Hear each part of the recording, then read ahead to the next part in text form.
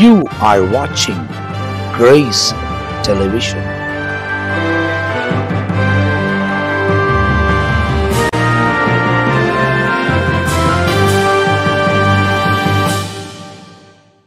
கிறிஸ்துவுக்குள் அன்பான தேவ ஜனங்கள் அனைவருக்கும் இயேசுவோடு பேசுவோம் வாருங்கள் என்ற நிகழ்வில் இந்த கிரேஸ் தொலைக்காட்சி வாயிலாக உங்களுக்கு நன்றியை தெரிவித்துக் கொள்கிறேன். மீண்டும் ஒரு செய்தியை உங்களுக்கு அறிவிக்க ஆண்டவர் கொடுத்த தயவுக்காக தேவனுக்கு ஸ்தோத்திரம். இன்றைக்கும் ஒரு வசனத்தை உங்களுக்கு முன்பாக வைத்து சில வார்த்தைகளை குறிப்பிட்டு உங்களுக்காக ஜெபிக்க விரும்புகிறேன். 1 நாளாகமம் 4ஆம் அதிகாரம் வசனம் 10. First Chronicle chapter 4 verse 10. யாபேஸ் இஸ்ரவேலின் தேவனை நோக்கி, தேவரீர் என்னை ஆசீர்வதித்து என் எல்லையை பெரிதாக்கி உமது கரம் என்னோடிருந்து தீங்கு என்னை துக்கப்படுத்தாதபடிக்கு அதற்கு என்னை விலக்கி காத்தருளும் என்று வேண்டிக் கொண்டான். அவன் வேண்டிக் கொண்டதை தேவன் அருளினார். அப்போ இன்றைக்கி உங்களுக்கு கொடுக்குற அந்த தலைப்பு ஒரு வார்த்தை என்ன? தேவன் கொடுக்கிற தேவன். கொடுக்கவும் அவருக்கு அதிகாரம் இருக்குது, கொடுத்ததை எடுக்கவும் அவருக்கு அதிகாரம் இருக்குது. ஆனால் அவர் கொடுக்கிற தேவன். இந்த இடத்துல என்ன சொல்கிறாரு? அருளுகிறவர், அருளினார்.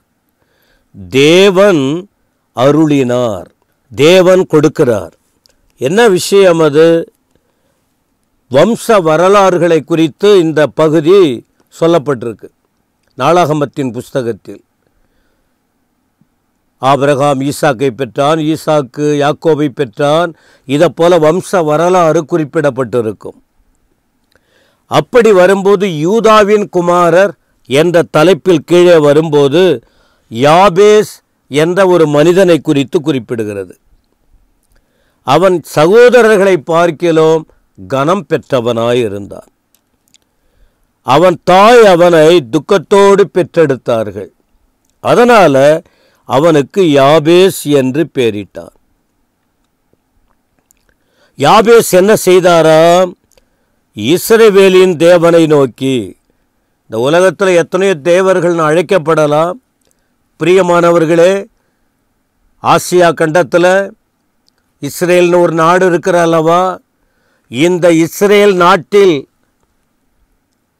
அறிவிக்கப்படுகிற அந்த தேவன்தான் உங்களையும் என்னையும் படைத்த தேவன், இஸ்ரவேலின் தேவன்.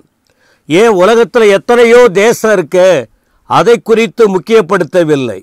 இஸ்ரவேலின் தேவன் அவர்தான் படைப்பாளர், அவர்தான் இரட்சகர், அவர்தான் எல்லாமே.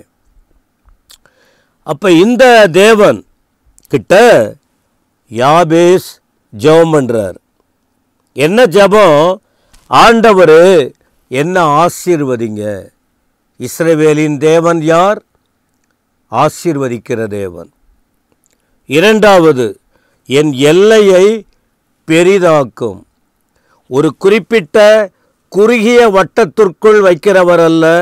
தேவ ஆசீர்வாதம் அது பெருக்கமுடையதாய் மாறும். என் எல்லையை பெரிதாக்கும்.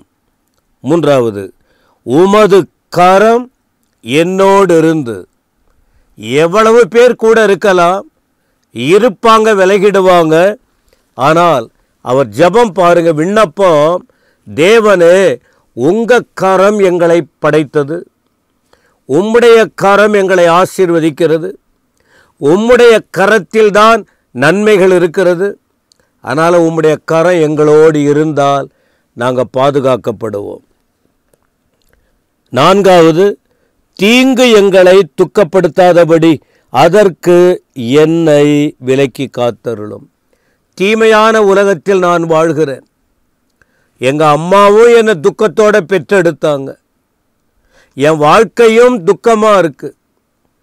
எனக்கு உம்மை விட்டால் வேற பாதுகாப்பு இல்லை. எனக்கு எல்லாமே நீங்கள் தான். அதனால் என் உள்ளத்தில் உள்ளதை உங்களுக்கு நான் வெளிப்படுத்தி சொல்லிட்டேன் என்று வேண்டிக் கொண்டான். யாருகிட்ட?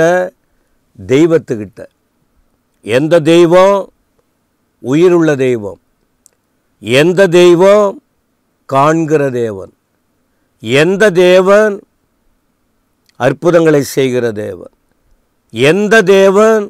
இஸ்ரவேலின் தேவன். அவர் யார்? என்றைக்கும் உயிரோடு இருக்கிறவர். அந்த இடத்துல தான் இயேசு மனுஷனாய் வந்தார். அவர்தான் தேவன், மனிதனாய் வந்தார். அந்த ஆண்டவர் ஜெபத்திற்கு பதில் கொடுக்கிறவர். வேண்டிக் கொண்டதை அருளினார். அப்போ ஆண்டவர் என்ன கொடுக்கிறார்? இஸ்ரவேலின் தேவன், இஸ்ரவேலின் கோத்திரத்திலே, யூதா கோத்திரத்திலே வந்த இயேசுவானவர் என்ன கொடுக்கிறார்?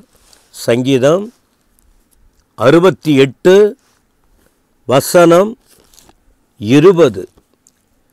68ஆம் சங்கீதத்தின் 20ஆம் வசனத்தை படித்து பாருங்கள். நம்முடைய தேவன், இஸ்ரவேலின் தேவன் யார் தெரியுமா? எனக்கு அன்பான தகப்பனே, தாயே, அன்பு சகோதர சகோதரிகளே, இந்த வேதத்திலிருந்து சொல்லப்படுகிற இந்த தேவன் இஸ்ரவேலின் தேவன் அழைக்கப்படுகிறார். அவர் யார் தெரியுமா? நம்முடைய தேவன். நீங்கள் உரிமையாக அவர்கிட்ட கேட்க முடியும். நீங்கள் யாராக கூட இருக்கலாம்,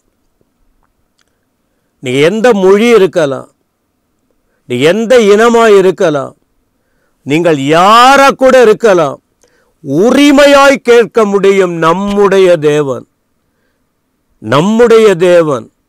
அவர் கலர் பார்க்கிறவர் அல்ல, அவர் ஜாதி பார்க்கிறவர் அல்ல, அவர் மொழியை பார்க்கிறவர் அல்ல, அனைத்தையும் சமத்துவமாய் பார்க்கிற தேவன், வித்தியாசம் இல்லாமல். ஏன்னா அவரின் படைப்பு, உலகத்தில் உள்ள அத்தனையும் அவர் படைத்தார். ஆனால் ஜனங்கள் தான் அதை புரிந்து கொள்ளாமல் பிரிவினை எண்ணத்தோடு இருக்கிறாங்க. ஆனால் எங்கள் தேவ மனுஷன் சொல்றாரு, அவர் நம்முடைய தேவன், இஸ்ரவேலின் தேவன், உங்களுடைய தேவன், என்னுடைய தேவன், நம்முடைய தேவன். அவர் என்ன பண்றாரா? ரட்சிப்பை அருளும் தேவன். ரட்சிப்பு. என்ன ரட்சிப்பு? என்ன ரட்சிப்பு அப்படின்னா, மனுஷன் அடைக்கப்பட்ட நிலையில், அடிமைப்பட்ட நிலையில், கட்டப்பட்ட நிலையில் விடுதலை இல்லாமல் வாழ்கிறான். அவனுக்கு தேவை என்ன? விடுதலை தேவை. அதை தான் ரட்சிப்பு, மீட்பு என்று அழைக்கிறோம். ரட்சிப்பை அருளும் தேவன். மனுஷன் முயற்சி பண்ணுறான், மாட்டிக்கிட்டான். பாவத்தில், சாபத்தில், அக்கிரமத்தில், தீமையில் விடுதலையாக முயற்சி இல்லை. முயற்சி பண்ணுறான், முடியல. எவ்வளோ முயற்சி பண்ணுறாங்க, முடியல. அப்போ இவனுக்கு விடுதலை கொடுக்கக்கூடிய சக்தி வாய்ந்த தகுதியான ஒருவர் யார் தெரியுமா? ஆண்டவராகிய இயேசு கிறிஸ்து.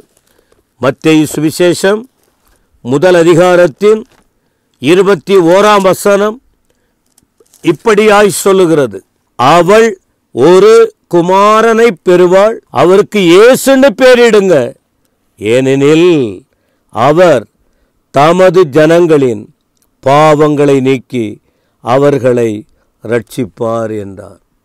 இயேசு இரட்சகர், இஸ்ரவேலின் தேவன், ரட்சிப்பை அருளுகிறவர். அந்த இஸ்ரேல் நாட்டில் தான், எருசலேமில், பெத்லெகேமில் இயேசு பிறந்தார். எல்லாம் வேதாகம சத்தியங்கள், வேதாகம சரித்திரங்கள், வேதாகம உண்மைகள். கர்த்தருடைய நாமத்திற்கு ஸ்தோத்திரம். அப்போ அந்த ஆண்டவர் ரட்சிப்பை கொடுக்கிறவராய் இருக்கிறார். எதிலிருந்து? பாவத்திலிருந்து. இதே 69ஆம் சங்கீதத்தின் 1-2 வசனம் படித்து பாருங்கள். 69ஆம் சங்கீதம் 1ஆம் வசனம் 2ஆம் வசனம் பாருங்க. தேவனே என்னை ரட்சியும், வெள்ளங்கள் என் ஆத்துமா மட்டும் பெருகி போகிறது, ஆழமான உளையில் அமிழ்ந்திருக்கிறேன், நிற்க நிலையில்லை, நிலையில்லாத ஜலத்தில் ஆழ்ந்திருக்கிறேன், வெள்ளங்கள் என் மேல் புரண்டு போகிறது. அப்போ அந்த அடிமைதனம் கீழே அமிழ்த்து கொண்டிருக்கிறது. ஆனால் ஆண்டவர் பரலோகத்தை விட்டு இந்த பூமிக்கு வந்தார், ரட்சிப்பை கொடுத்தார். அப்போ அந்த உலகத்திலே வந்தப்போ ஒரு முறை பேதுரு என்ற சீடன் ஆண்டவர் கூட பயணித்தான். பயணிக்கும் போது மத்தேயு 14 அதிகாரத்தின் 30-31 கடல்ல இயேசு நடக்கிறார். இவனும் அவர் நடந்ததை பார்த்து, ஆண்டவரே நான் கூட நடக்கணும், நடந்தான். சூழ்நிலையை பார்த்து கீழே மூழ்கினான். அவன் அப்படியே வெள்ளம் அழுத்துகிற, தண்ணி அழுத்துகிறது, உள்ள போறான். ஆண்டவர் கை நீட்டி தூக்கி விடுகிறார். இதான் ரட்சிப்பு.